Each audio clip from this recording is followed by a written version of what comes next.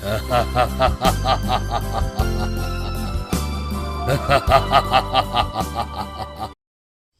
बार सूरजपुर नाम के गांव में एक कामिनी नाम की औरत साधु रहती थी। वो काफी दयालु और तांत्रिक विद्याओं की जानकार थी। वो अक्सर गांव वालों की छोटी मोटी मदद कर दिया करती थी और इस वजह से गांव के गरीब लोग उसको काफी प्यार भी किया करते थे। लेकिन ये बात गांव के सरपंच शैतान सिंह और उसके 3 दोस्तों चमचा प्रसाद, मुन्ना और जाकिर को पसंद नहीं थी। ये तांत्रिक तो धीरे धीरे पूरे गांव में प्रसिद्ध होती जा रही है। मुझे तो लगता है सरपंच बनना चाहती है एक दिन। मालिक, ये हाल रहा तो अगले चुनाव में ये सरपंच बन ही जाएगी और आप कुछ नहीं कर पाओगे। कहते तो तुम ठीक हो चमचा प्रसाद, लेकिन अब किया भी क्या जा सकता है। वो तो तांत्रिक है, उसके पास तो जादुई ताकत है। शैतान सिंह, मेरी मानो तो इसको रात में ठिकाने लगा देते हैं। क्या पता चलेगा गांव वालों को, रात में सो रहे होंगे आराम से घोड़े बेचकर। फिर चारों योजना अनुसार रात में कामिनी की झोपड़ी में आग लगा देते हैं, जिसमें वो भी जलकर मर जाती है। चलो अच्छा हुआ मर गई, जान छूटी इससे। सारे गांव वालों को मेरे खिलाफ भड़का रही थी। तभी शैतान सिंह की पत्नी रूपा वहां आती है। देखिए, ये आपने अच्छा नहीं किया। एक निर्दोष साध्वी को मार रहा है तुमने। इसकी सजा तो तुम्हें जरूर मिलेगी। चुप कर रूपा, नहीं तो तुझे भी उसके पास भेज दूंगा मैं। इस घर में मैं कैसे जीता हूँ ये बस मेरी मर्जी है, और वो क्या करेगी मेरा भला। मरे हुए भी कहीं बदला लेते हैं। फिर एक दिन मुन्ना अपने घर पर लेटा होता है, तभी उसके दरवाजे पर दस्तक होती है। कौन है? इतनी रात को दरवाजा पीटे जा रहा है। रुको, आता हूँ। मुन्ना जैसे ही दरवाजा खोलता है, उसके सामने एक चुड़ैल खड़ी होती है, जिसके कपड़ों में चारों तरफ आग लगी होती है। कौन हो तुम? लगता है तुमने मुझे पहचाना नहीं मुन्ना। मैं वही हूँ जिसे तुम तीनों नीचों ने रात में सोते समय आग लगाकर मार दिया था।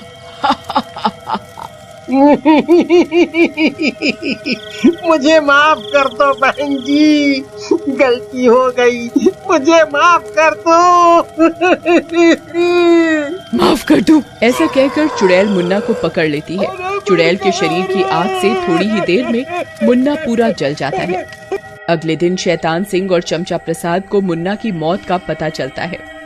हो ना हो मालिक, मुझे लगता है ये काम किसी भूत प्रेत का काम है। तुम भी चमचा प्रसाद, भूत प्रेत कुछ नहीं होता। ये मुन्ना का ही कोई दुश्मन होगा जिसने मौका देखकर उसे मार डाला।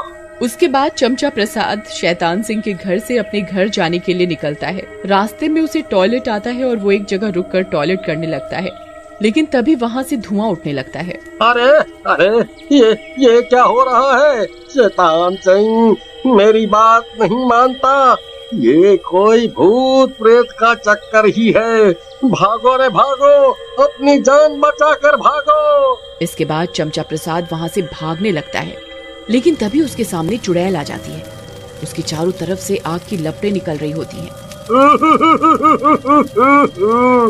कामिनी, तुम मुझे माफ कर दो। कामिनी दीदी, मुझे माफ कर दो। अपनी मौत सामने देखकर बहुत डर लग रहा है,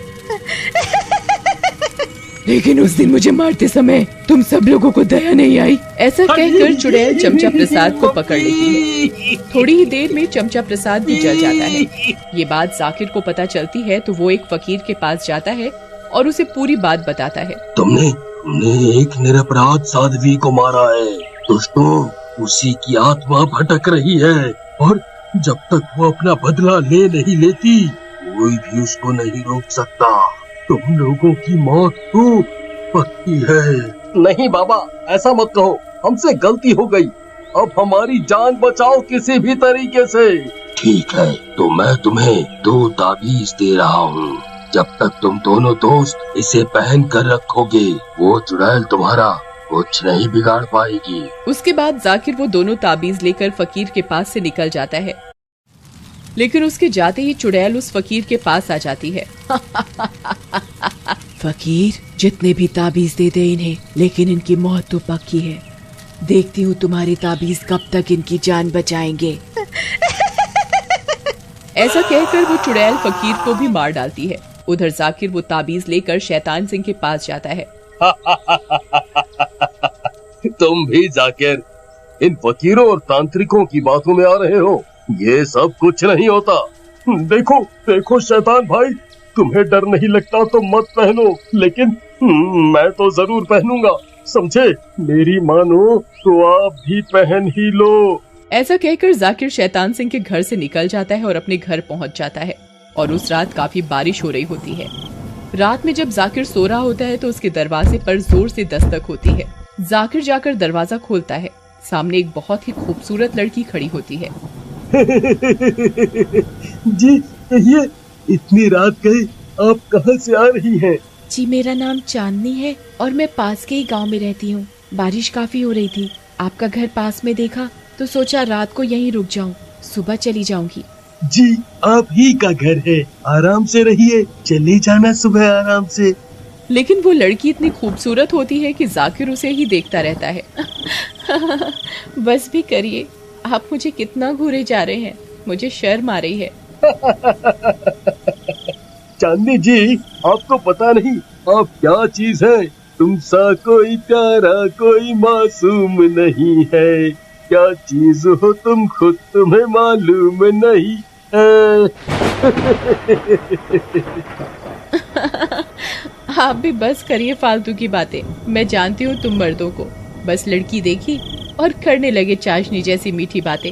वैसे सुंदर तो आप भी कुछ कम नहीं है, लेकिन ये गंदा सा ताबीज क्यों पहना हुआ है आपने? कितना खराब लग रहा है ये, उतारो इसे। अरे नहीं नहीं, ये मैं नहीं उतार सकता, नहीं नहीं। अच्छा जी, अभी तो बड़ी बड़ी बातें कर रहे थे, बस एक ताबीज उतारने को बोला तो बस सारी आशिकी उतर गई। डरपोक कहीं के। सही कहती है मेरी सहेलियां, ये मर्द तो होते ही झूठे हैं। अरे तुम नाराज क्यों हो रही हो? इस ताबीज को उतारना है ना, ये लो, उतार दिया मैंने इसे, लेकिन अब गुस्सा छोड़ो। जाकिर ताबीज उतार कर फेंक देता है। तभी वो लड़की चुड़ैल बन जाती है। तू क्या समझता था ये ताबीज तेरी जान बचा लेगा? तू तो गया। लेकिन ये तो धोखा है। तुमने मेरे साथ धोखा किया है। कितना बेवकूफ है रे तू, मरे हुए लोगों के साथ धोखे और वादा निभाने की बातें कर रहा है।